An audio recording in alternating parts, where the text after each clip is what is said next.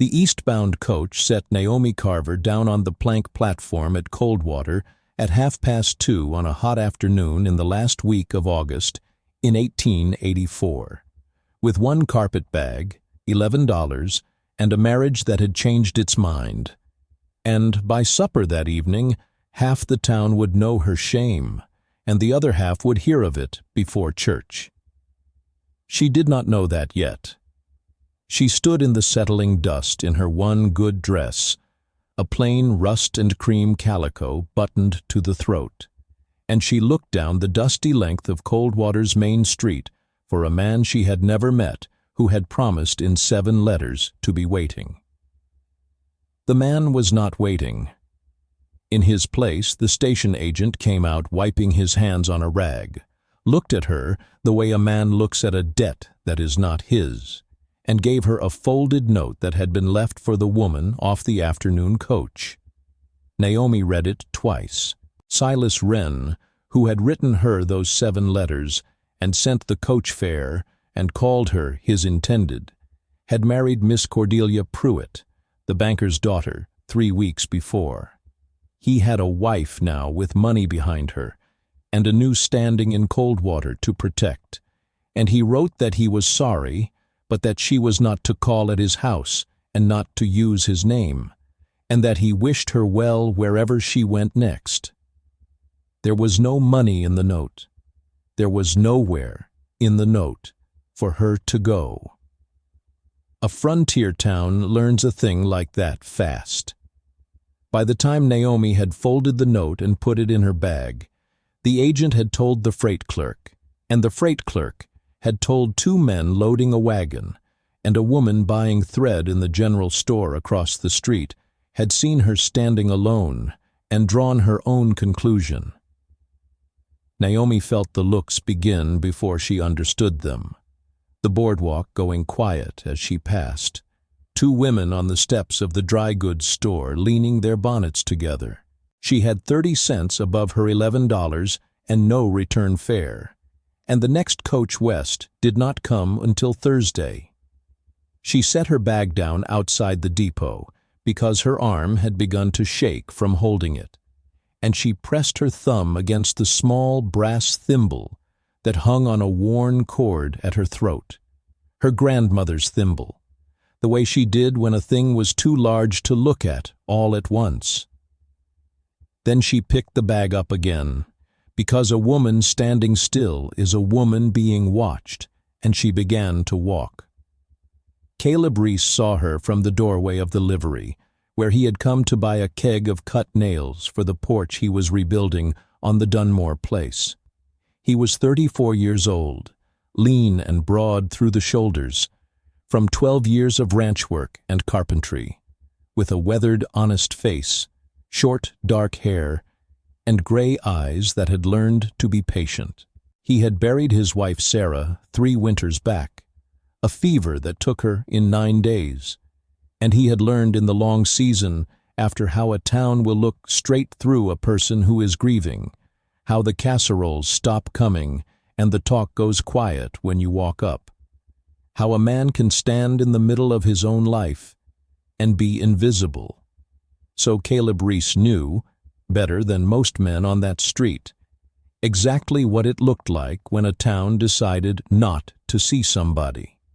He watched the woman in the rust calico walk past the dry goods store, with her bag and her straight back and her wet eyes, and he watched Mrs. Adeline Pruitt come out of the general store and gather her skirts aside as if the very dust the woman walked in might mark her hem. Mrs. Pruitt was the wife of the man who owned the general store and half the paper in the county, and she was the mother-in-law, as of 3 weeks past, of Cordelia. And so she had a particular reason to want this woman gone from Coldwater quickly and quietly.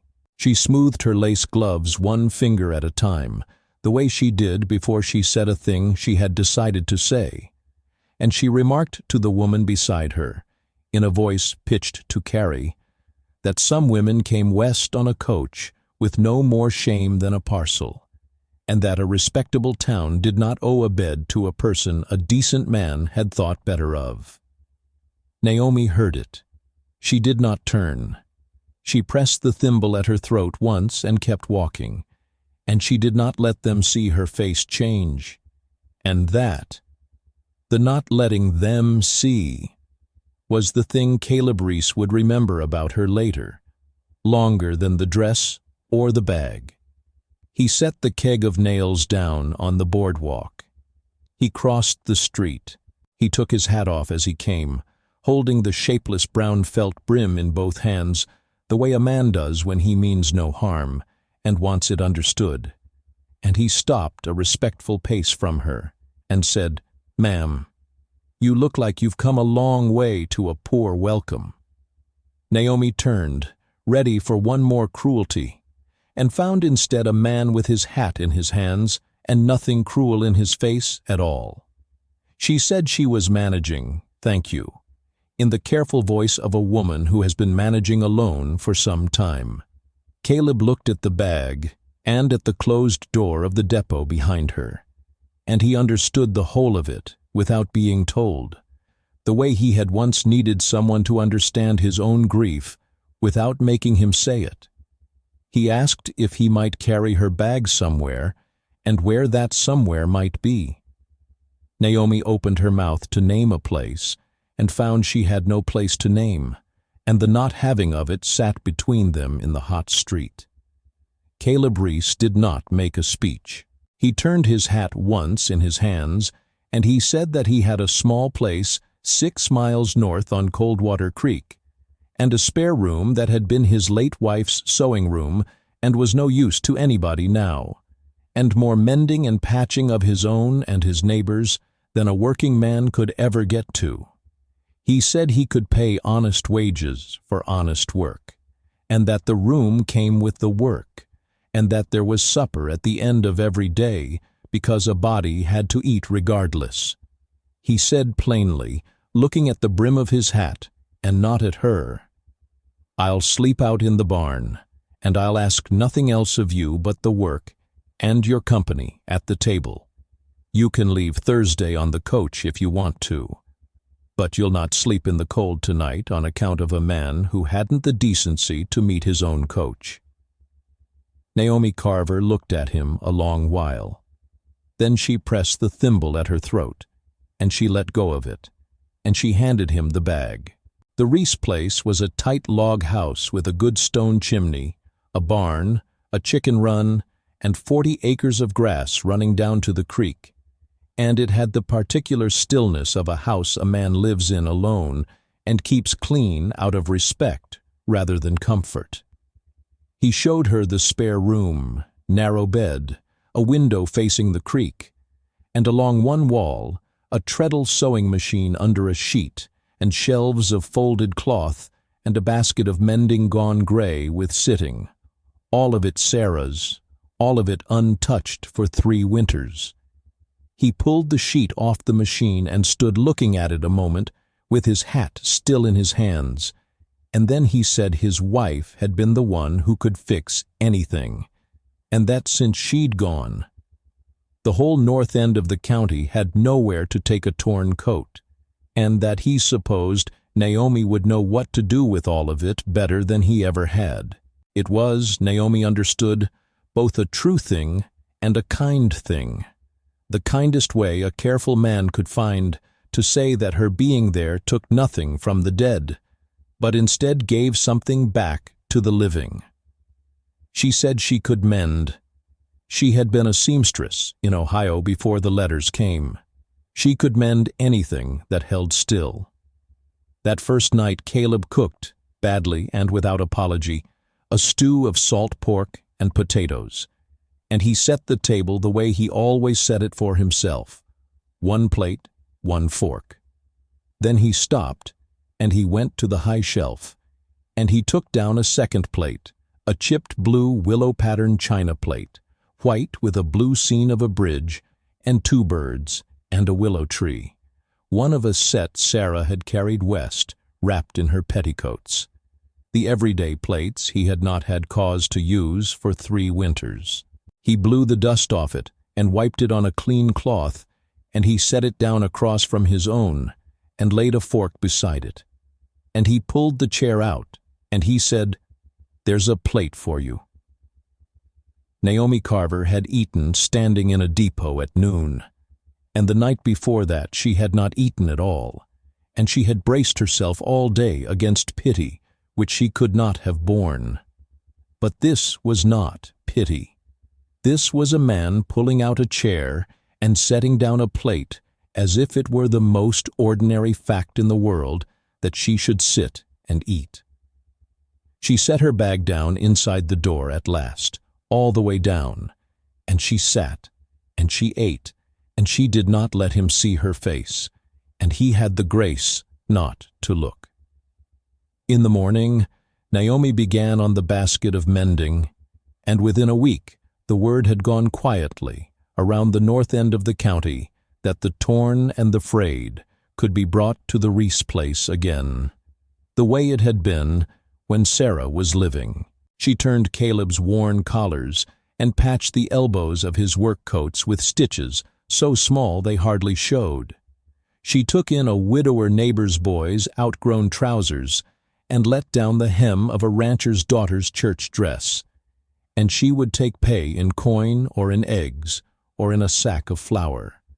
And she kept careful account of every cent in a small book, so that no one could ever say she had taken more than her work was worth. She mended the things of people who would not quite meet her eye when they came to the door, because their wives had heard about the woman from the coach, and she mended them so well and charged so fairly that the husbands kept coming back, regardless of what was said in town. She earned. She did not beg, and she did not explain herself, and she pressed the brass thimble at her throat each evening before she counted the day's coin into the book. The work drew them together the way work does. Caleb was rebuilding the porch and the failed water line that ran from the spring to the house, and Naomi, who had grown up the eldest of 7 on a hardscrabble Ohio farm, knew more about a kitchen garden and a sick hen and a dug spring than a town seamstress had any right to. And she said so, and then she showed him. She found the break in the buried wooden water line where he had been digging in the wrong place for 2 days, by walking the ground in the cool of the morning and finding the one stripe of grass that grew too green.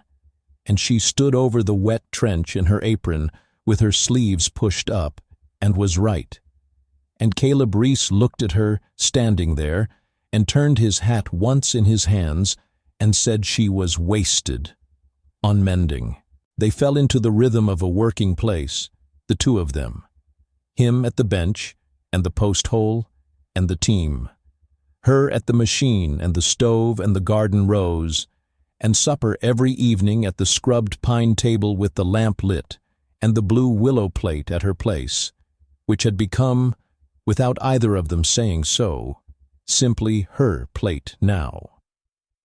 It was a Tuesday in the 3rd week of September, with the cottonwoods along the creek just beginning to turn, when the thing happened that showed Naomi what kind of house she had walked into. The widower Halverson's small boy, Petey, 6 years old, and motherless, was brought to the door by his father with a hand laid open to the bone on a broken scythe, and the doctor was 20 miles south at the railhead, and not expected back before dark.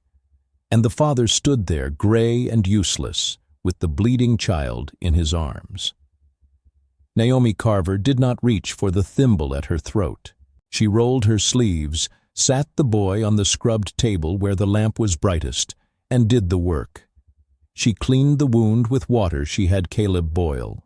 She closed it with the same small, even stitches she used on a torn coat, and a needle passed through the lamp flame. She packed it with a poultice of yarrow leaf she had dried and hung in the spare room because her grandmother had taught her that yarrow stops blood, and she bound it clean, talking low to the boy the whole while about the 2 birds on the blue willow plate and the little bridge they were flying over, so he would look at the plate and not the needle.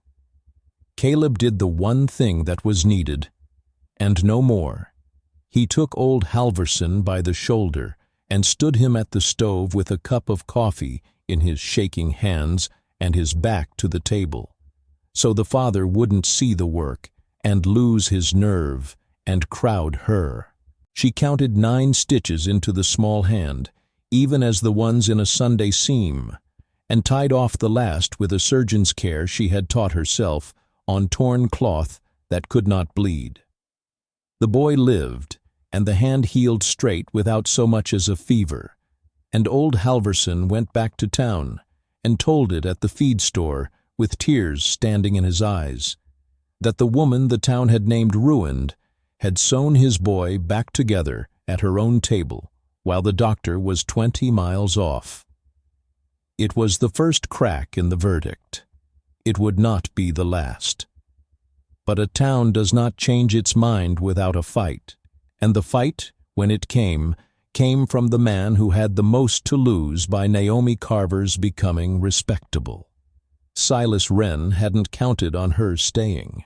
He had counted on a shamed woman taking the Thursday coach west, and the whole business disappearing before it could touch his new marriage. And instead here she was, 6 miles north, stitching the county back together and being spoken of with tears at the feed store.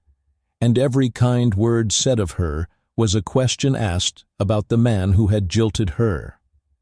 So Silas came to the Reese place on a cold, bright morning in the first week of October, in a good coat his wife's money had bought, and he stood in the yard and wouldn't come up to the porch. And he told Caleb Reese that the woman was making him a laughingstock, and that it would be better for everyone if she moved on. He offered, in the flat voice of a man who thinks all problems are problems of money, to pay her coach fare west, and a little besides, to make it worth her while to go. Caleb Reese listened to all of it with his hat in his hands, and then he put his hat on his head, which Naomi, watching from the doorway, had learned meant the courtesy was over. He said that Naomi Carver owed Silas Wren nothing, having already been paid for her trouble in full, with 7 lying letters and a note left at a depot, and that she was not for sale to settle his discomfort, and that the only person making Silas Wren a laughingstock in Coldwater was Silas Wren. He did not raise his voice. He said it the way a carpenter drives a nail, one true stroke, and he told the man to get off his grass. And Naomi, standing in the doorway with the thimble cord in her fingers, understood that no money was going to change hands here, that nothing needed buying, that the only thing required of either of them was to refuse. And she stepped out onto the porch into the cold sunlight and let Silas Wren see her face, steady and unashamed, before he turned his good coat around and rode back to town with nothing. The story of that, too, got back to Coldwater, because Silas Wren's hired man had heard the whole of it from the road. And between old Halverson weeping at the feed store about his boy's hand, and the tale of Silas offering money to run off the woman he had wronged, the town's verdict began, slowly, the way a frozen creek begins, to turn. The rancher's daughter, whose church dress Naomi had let down, stopped her on the boardwalk and thanked her, out loud, where Mrs. Pruitt could see. The minister's wife brought a basket of her own mending and stayed for coffee. Even Adeline Pruitt, who had the most invested in Naomi's disgrace and the least grace to admit it, was left behind by her own town. For there is nothing a respectability-minded woman fears more than being the last one still cruel after everyone else has turned kind, and she had built her whole standing on knowing which way the wind of decency blew. She never apologized. She simply stopped drawing her skirts aside and bought a length of cloth from Naomi for a fair price one Saturday, with her lace gloves and her pinched mouth, and not one word, which from Adeline Pruitt was as near to surrender as the town would ever get, and was enough. It was Caleb who could not, in the end, leave it at wages and a spare room, though he was a long time finding the words. On a still evening in the middle of October, with the first hard frost silvering the grass and the stew steaming on the blue willow plate, he set down his fork and turned his hat in his hands, though he was sitting at his own table. And he said that he had something to say, and would say it plain, because he did not know how to say it otherwise. He said that 3 winters of a quiet house had taught him what an empty chair was worth, and that he had grown used to her chair not being empty, and that he did not want her to leave on any coach, not Thursdays, and not any others. He said he was not a romantic man, and could not promise her a fine house or fine things, but that he could promise her a name that no one would ever take back, and a plate at his table for as long as he drew breath, and that he would be proud, past saying, if she would have him. He said he was asking, not arranging, and that she could say no and keep the room and the work regardless. And he meant that, too. Naomi Carver, who had come west to marry a stranger for an arrangement and been thrown away for money, looked at the man across the table who had given her work and a roof and a chair, and asked for nothing until he had given her back herself. And she pressed her grandmother's thimble at her throat one last time, and then she reached across the scrubbed pine table, past the blue willow plate, and laid her work-roughened hand over his, and she said yes. They were married in the small frame church in Coldwater on a clear, cold morning at the end of October, with old Halverson and his mended boy in the second pew, and the rancher's daughter in the church dress Naomi had let down, and the minister's wife in the front, and with the whole north end of the county that Naomi had quietly sewn back together filling the seats, and even, near the back, Adeline Pruitt, in her dark plum and her pinched silence, present, which was its own kind of saying sorry. Naomi wore a dress she had made herself of dove-gray wool, with her grandmother's brass thimble on its cord beneath the collar where it had always been, and she didn't cry until Caleb Reese, putting the plain band on her finger, leaned close and said low, just for her, "There's a plate for you. There always will be." The first winter they were married, Caleb built on. He set to it the week after the wedding, and by the deep cold he had framed and finished 2 new rooms onto the north side of the log house, a proper parlor with a window to the creek and a real bedroom. And he moved Sarah's treadle sewing machine into the new parlor where the light was best, and built Naomi a long cutting table beside it. And the north end of the county brought its mending to the front door of a respectable married woman now, and never once recalled, or admitted recalling, that it had ever said a word against her. Naomi planted out the kitchen garden in the spring twice the size it had been, and she put up the yarrow and the other simples in the spare room that was a still room now. And when Petey Halverson or any other child in 6 miles took a fever or opened a hand, it was Naomi Reese they came for, and the doctor 20 miles south never minded the help. The following autumn, a year and some past the afternoon she had stood on the platform with her bag and nowhere to go. Naomi Reese set the table on a cool blue evening with the lamp lit and the cottonwoods turning gold along the creek, and she put down Caleb's plate and her own blue willow plate and a 3rd small plate beside hers for the child that was coming in the spring. And Caleb came in from the barn and stopped in the doorway and looked at the 3 plates set in the lamplight a long moment before he could speak. Across the room the brass thimble hung on its cord from a nail by the window, where she kept it now within reach, catching the last of the light.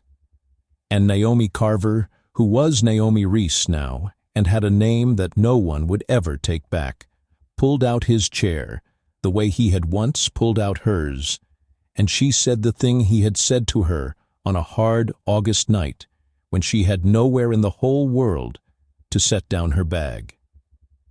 "Sit down," she said. "There's a plate for you." And there was, and there always would be, on the Reese place 6 miles north on Coldwater Creek, for as long as either of them drew breath. That was tonight's story from the Hearth and Homestead. If it warmed you, pull your chair up again soon.